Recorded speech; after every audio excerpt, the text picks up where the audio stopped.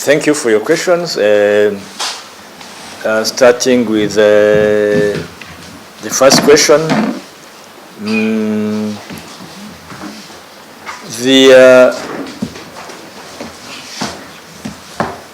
the qualifications for an eligible candidate, it's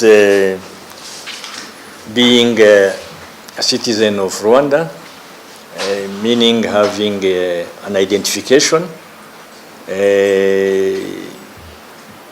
that you are a citizen, because to vote you need to be a citizen.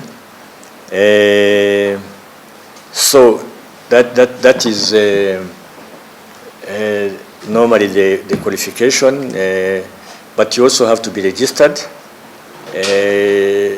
because when you are a citizen, you also register to vote, and the registrations have been taking place, and the update of the registration voters across the country and diaspora have been made, so that they also refer, the Electoral Commission also refers to the past or the previous voters register and the new ones. And as you know, we have many new voters. The voting age being 18, there are many who have turned 18 from last time. So you need to be identified as a citizen, but also you need to be registered. However, you might have not been maybe registered. That's why we'll be having a desk for people who might not fulfill all these qualifications, so that we can assess if you identify yourself as a Rwandan citizen, but you have not registered with us. We have also an annex where we can put you, instead of depriving you from your right of voting, we have that provision. If you are not registered, but you are identified as a Rwandan citizen, you can vote. Same thing with people, as I mentioned, who are here but did not register here. They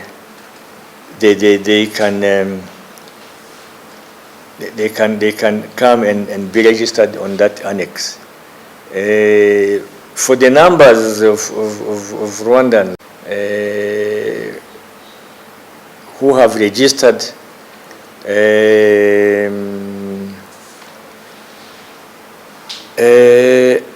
I think we have tried to mobilize people from across the country here in Kampala and in rural areas. The numbers of people who have registered have actually surpassed 10,000. Have surpassed 10,000, is that right? Yeah.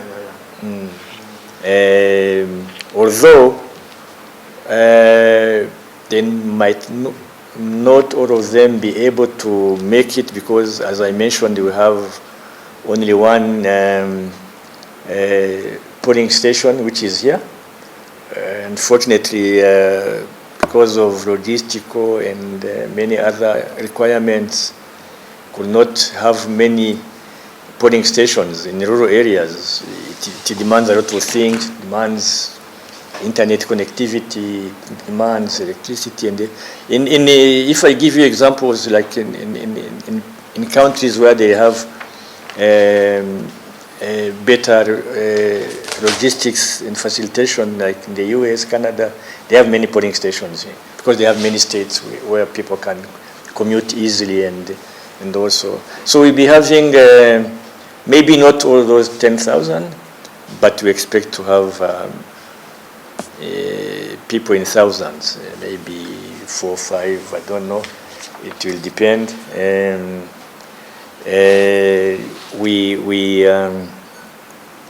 We're expecting many. For the numbers, again, this question is, I have not been able to answer it. The numbers of Rwandans living in Uganda, as I mentioned last time, we have many categories of people who live in Uganda.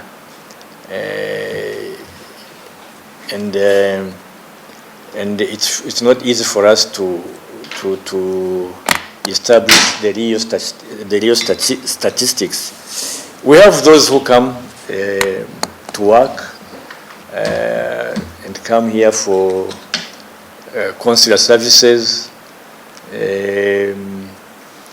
Those ones we have them in our database, but we have also many who are here and who are Banyarwanda, but at the same time also Ugandans because of historical facts which I'm not going to go into.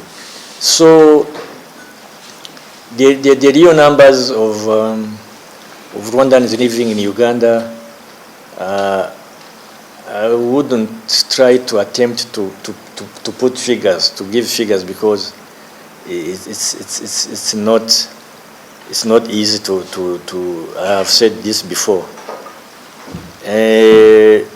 Maybe to link this with the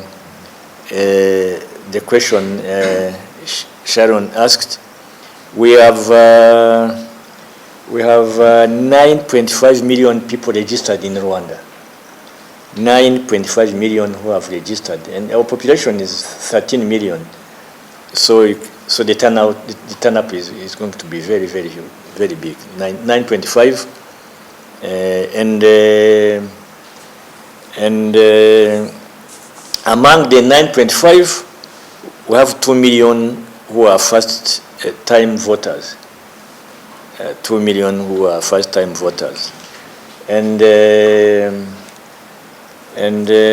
for the diaspora, we have 60,000 people who have registered in the diaspora to vote. So if you take the 9.5 million plus 60, so it's a big number of people who are ready to vote. As for the do's and don'ts, I will also ask, because the Electoral Commission has been posting these, I ask Charlotte to share some with you. There are things like you just overhead, I can mention few, but we'll also send you those well elaborated by the Electoral Commission. You don't come with partisan, like wearing the T-shirts of a particular party. It's not allowed. It's a don't. You can campaign. We are right now in campaigns in Rwanda. Each party is campaigning.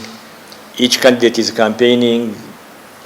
Hats and T-shirts and whatever they want. But on the election day, especially in a polling station, you're not supposed to be partisan. You don't show. You have a party to vote, but you don't show your colors when you are voting. Also, I think there's a small. You have it. The one they are showing what is not allowed to the polling stations. Telephones in the booth, and what else? campaigning on the polling station. The do's are also there because you are supposed to come and vote freely. The electoral commission